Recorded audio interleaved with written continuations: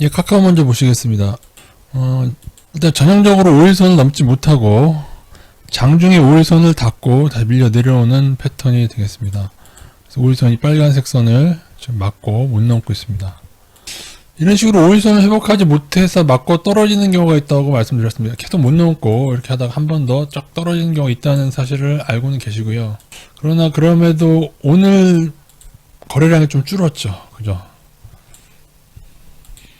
그래서 거래량이 줄면서 좀 버텨주면서 추후 5일선을 회복한 후에 반등이 나오고, 한 번에 반등이 이렇게 크게 나오는 경우도 물론 있고요. 그러지 않고 투바닥이나 쓰리바닥 후에 반등하는 경우도 있고 여러 가지가 있는데, 중요한 것은 이후에 반등폭이 여기를 넘지 못하는 경우가 상당히 많다는 점도 기억을 하셔야 됩니다. 반등을 하더라도 이쪽에 있는 매물대를 완전히 소화하기 전까지는 조심하셔야 된다는 뜻이고요. 여러분이 보셔도 거래량이 줄다가 다시 늘어나는 것이 있기 때문에 지금 거래량도 사실 조금만 더 지켜봐야 될 것 같고, 5일선이 넘기 전까지는 일단은 안심하지 마셔야 되는데, 근데 이제 5일선을 넘기도 전에 5일선을 반등하면서 5일선을 확 뚫는 경우가 있습니다.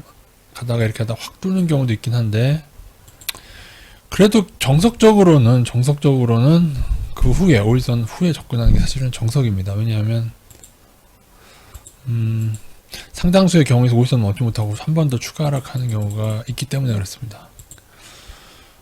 카카오는 그나마 다행히 오늘은 외국인의 매도가 멈췄네요. 어제까지도 이렇게 외국인 투매 보이시죠? 투매를, 어쨌든 매도량이 큰 건 사실인데 개인이 많이 받아냈는데, 오늘도 개인이 매수는 했습니다만은 좀 줄었다는 점이, 거래량도 줄었기 때문에 뭐 이런 것이겠지만, 그런데 이후에도 외국인 기관 매도가 계속 이후에도 나온다면은 5일선을 넘지 못하고 추가 하락하는 패턴을 염두에 두시라. 그리고 말씀드린 대로 여기를 지지받지 못한다면은, 지금 이 라인인데 지금 지지를 해야 됩니다. 이 라인. 그리고 여기를 손절로 잡으셔야 됩니다. 가지고 계시다가 손절로 잡으셔야 되고, 여기 안 되면은 여기까지도 좀 생각을 하셔야 된다고 말씀을 드렸습니다. 만약에 한 번 더 떨어지게 된다면은 이 언저리까지도 그러고 반등하는 경우도 있고요. 아니면 거래량이 줄면서 조만간 5일선을 회복하게 된다면 이렇게 반등이 때로는 V자로 크게 나온 경우가 있긴 있는데, 5일선이라 회복된 이후에 보셔야 될 것 같습니다. 5일선 아래에서는 좀 올인해서 들어가시면 안 됩니다. 왜냐면은 만약에 떨어지더라도 분할로 더 들어갈 전이 있으셔야만 이후 반등 생각하실 수가 있을 거고요. 근데 이제 늘 말씀드리면 이 정도 하락한 거에서 이제 모든 게 애매해지는 거죠. 왜냐면은 갑자기 화들짝 올라서는 경우가 생기기 때문인데, 그리고 정석적으로는 5일선이 회복되지 못하면은 회복될 때까지 좀 조심하심이 낫겠습니다.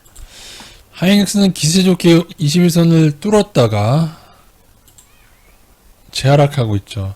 제가 손절가를 103,000원으로 정해드렸는데 요저점을 말하는 거거든요. 근데 21선이 깨졌기 때문에 좀 1차 손절을 21선으로 하나 잡으시고, 2차 손절을 정해드린 대로 103,000원 하나 잡으시고, 전량 손절은 105,000원을 잡으시면 되겠습니다.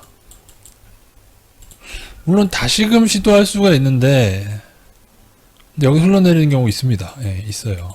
쭉 한 번 더 흘러내리는 경우도 있습니다. 이거 염두 두셔야 됩니다. 21선이 받쳐줘야만, 받쳐주면 보통 어디까지 반등이 나오냐면요, 대략적으로 이 추세까지, 그래서 11만원 초반대까지는 기대해 볼 수 있었죠. 물론 아직 이게 약간 살아있었어. 이거 살짝 살아있긴 해서 103,000원을 깨지면 손절해야죠. 이거 여기 살아있어서 내일 무조건 올라줘야 되는데요. 내일 무조건 다시 화들짝 올라주지 않으면은 이것도 좀 힘을 못 쓰면서 떨어지는 패턴을 보셔야 됩니다. 이거는 한 바닥, 두 바닥, 세 바닥째인데, 세 바닥 찍고 가는 경우 물론 있긴 있는데요. 세 바닥이, 그리고 여기 이 아래까지 이렇게 여기까지 굳이 105,000원, 10만원 근처까지 간 다음에 이렇게 오르는 경우도 없진 않습니다. 근데 어쨌든 간에 5일선과 21선도 넣어야 되기 때문에, 5일선, 21선 회복 못했기 때문에 1차 손절. 보유량이 한 20에서 30% 매도하시고, 두 번째는 이렇게 셋으로 나눠서 하시면 되겠습니다. 이거 셋으로 나누는 이유가요, 때로는 1차 손절만 깨고 2차나 3차를 지지되고 다시 오르는 경우가 있어서 이렇게 나눠서 하는 건데, 1차 손절 때 보유량이 한, 예를 들어 한 20%를 손절한다 칩시다. 아니면은 21선 중요하다 그러면 30%까지도 손절할 수 있겠죠. 그 다음에 2차 손절 때도 한 30% 손절하고, 3차 손절 때는 사실은 3차 손절 이 라인은 여기가 깨지는 거라 전량 손절이니까 여기서 한 40% 손절하고 이렇게 하셔도 되고, 아니면은 하이닉스가 우량 주는 건 사실이죠. 그렇기 때문에 여기가 깨지더라도 나중에 혹시나 깨지더라도 보유량이 20-30% 남겨놓으시고 나머지는 뭐 떨어질 때마다 적립식으로 산다는 마인드로 그렇게 접근하셔도 되고요. 20-30%는 뭐 좀 더 떨어진다고 해도 어떻습니까? 그냥 그죠? 늘 말하는 일부 두고 나중에 추가로 적립식 하는 방식. 그러다 보면은 설사 더 떨어진다고 해도 어느 순간 또 큰 반등이 오고 뭐 그렇게 되죠. 대응하시면 되고요. 사실은 지금처럼 이렇게 한 번 시도하고 여기서 5일선 넘고 두 번 5일선 넘고 세 번째 넘었을 때는 이렇게 바로 깨지지 않고 보통 가는 경우가 많습니다. 그래서 제가 하이닉스 반등 예측한 건데, 오늘 이제 외국인 선물 매도 한 장중에는 일찍 2천억 정도 나오다가 지금 마감은 한 8천억 가까이, 선물 미니 선물 합쳐서 한 8천억 매도입니다. 미니 선물은 플러스 2천억이기 때문에 선물 매도가 좀 동반되면서 지수가 하락하면서 나오는 것이라, 코스피 선물 시장이 너무 크기 때문에 그 하이닉스하고 삼성전자는 코스피 지수를 움직이는 선물 노래에도 이용될 수가 있습니다. 그래서 얘네들이 지금 그렇다고 지금 완전히 매도 포지션이 큰 건 아니지만은 그래도 이후에 지수가 만약에 더 하락하게 된다면은 안심할 수가 없죠. 이거 코스피 차트인데 코스피 차트 지금 불량합니다. 코스피 차트도 지금 불량해요. 삼성전자 하이닉스만 불량한 게 아니고 여기서 넘어야 되는데 지금 이거 맞고 떨어지잖아요. 이평선들 맞고 떨어지는 거 이거 안 좋습니다.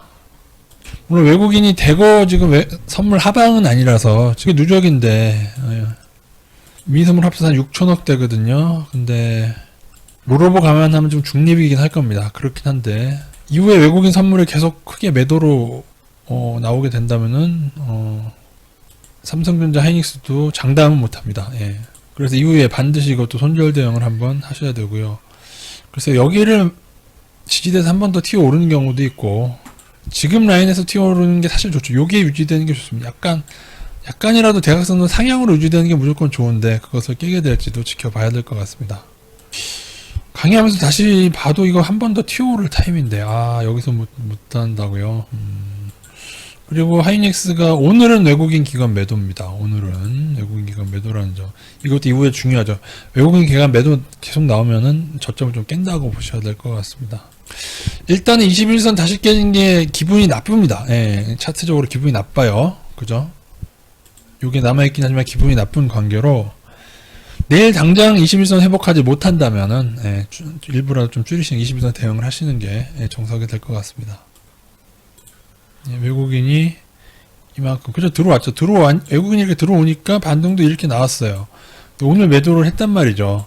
외국인이 만약에 이렇게 빠져버리면 이때도 외국인 들어왔다가 빠지면서 급락했습니다. 정확히 외국인하고 일치되지 않습니까, 여러분? 중단기적으로 외국인들도 잘 보시고, 외국인에 의해서 지금 이게 좌지우지되고 있는 상황입니다. 외국인이 다시 매수해준다면은 반등 다시 할 거라고 봅니다만은 이때처럼 다시 나가지 않는가, 잠깐 들어왔다가 다시 나가지 않는가 확인하시고, 아마 이렇게 되면은 라인이 정해드린 손절 라인을 아마도 깨게 될 것 같습니다. 이상입니다.